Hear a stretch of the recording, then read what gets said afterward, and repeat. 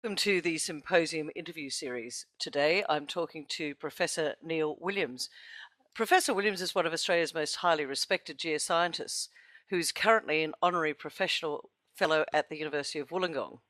He's recently been a recipient of the prestigious 2014 annual award from the Australian Academy of Sciences, the Haddon Forrester King Medal. Welcome to the series, Professor Williams. Welcome. Nice to have you with us today. I wanted to talk to you. You're going to be a keynote speaker at the Resources Investment Symposium in Broken Hill, and I wanted to just talk to you a little bit about, first of all, what got you involved and keen on exploration in the first place? Well, Kerry, that's an interesting question.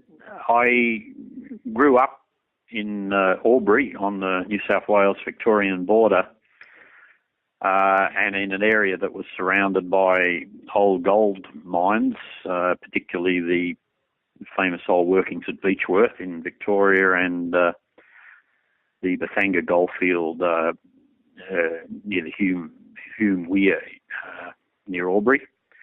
And right behind the house, my family home, there was bushland with some old gold workings in it. So as a kid, I was always playing in these old mines with my mates, and one thing led to another. And I bet your mother was thrilled having a little boy playing in the mines. Mother didn't know. Mothers rarely know. Yes, but from that, I guess there was an interest seeded in geology, and it really wasn't until I went to university. I'd done well at high school in science, which was basically chemistry, physics and mathematics. So I went off to university at the Australian National University in Canberra and enrolled in a science degree with chemistry, physics and maths. And I had a fourth subject to make up, and another mate from Albury, we were this dilemma: what did we do for our fourth subject? And he said, I'm going to do geology. And I said, well, what's that? And he said, what's rocks and gold and minerals? I said, oh, yeah, I'll do that too. Seeing I was always interested in well, so gold. That was lucky for Australia, I guess, because that you have gone on to do some pretty amazing things for the Australian industry. I think from my someone's told me you have the distinction of being the longest-serving CEO of Geoscience Australia. Tell us about your time with Geoscience Australia, because you certainly brought in a number of initiatives during your tenure with GA. Yes. Well, I worked one summer as a vacation student with the old Bureau of Mineral Resources, which is Geoscience Australia in its old name.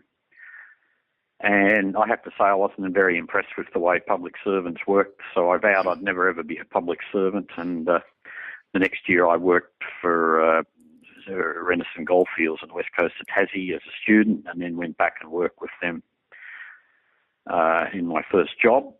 And then I went off and did my PhD in the United States, working on the McArthur River lead zinc deposits up in the Northern Territory with Mount Isa Mines Group. And that led to me ultimately being recruited by the MIM Group to be a research geologist. And I stayed with them for 10 years. But along the way, Mount Isa Mines, being a very public-minded company, encouraged its senior professionals to be involved in the greater good of the profession. And along the way, I ended up being on the old advisory council of the then Bureau of Mineral Resources, and was a bit annoyed with some of the things that I saw. Well, let's talk about some of the things that annoyed you, but you made changes. And if I go and look at your career, it has been quite varied, and you've seen a lot of changes. What are the key developments and the changes that you've seen in that sort of exploration and technology space?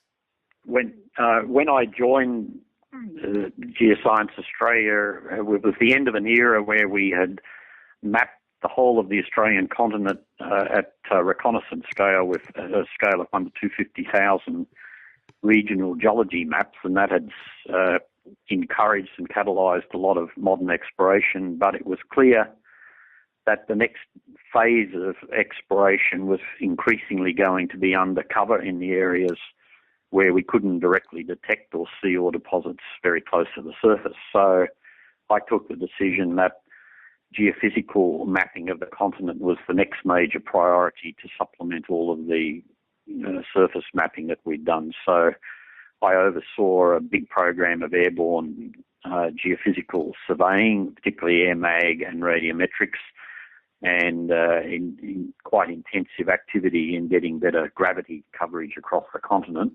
So do you see that technology has enabled us to make better discoveries? Has it enabled us has enabled the industry to find things better, quicker, easier? It's assisting. It's not the only thing. Exploration is very much a team effort between the people working in the private sector who are at the pointy end of the process. There are the government surveys that do the pre-competitive work, and there's the academics who do all of the scientific research in how ore deposits form. And you need all of those activities coming together to find deposits, particularly at depth. And we were at a meeting, the Academy of Science held a big meeting in Adelaide a few weeks back where this was discussed at great length.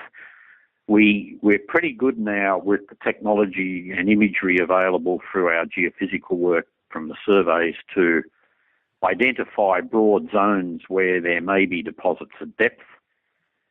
When we focus in on an actual ore deposit scale, we have a lot of technologies now for detecting mineralisation at depth, but there's a big gap in the district scale, moving from a regional picture down to the selection of a drill target, and we're wrestling with how better to identify that. And that's really one of the big challenges facing the industry at the moment. Yes, I was going to talk to you about that because you're currently an honorary professorial fellow at the University of Wollongong, which I guess is maintaining your interest in geoscience. But I wanted to ask you, what are the social challenges that are currently facing, I guess, the industry, modern society? What do you see those as at the moment? The social challenges. Mm. There's a lot of issues swirling around these days under the title of social license to operate. Mm-hmm. They include everything from land access, either for environmental reasons, native title in this country, and people very concerned about having mines in their backyard. So all of that gets wrapped up in the social license to operate. In other lesser developed countries, there are other issues which I won't talk about now. But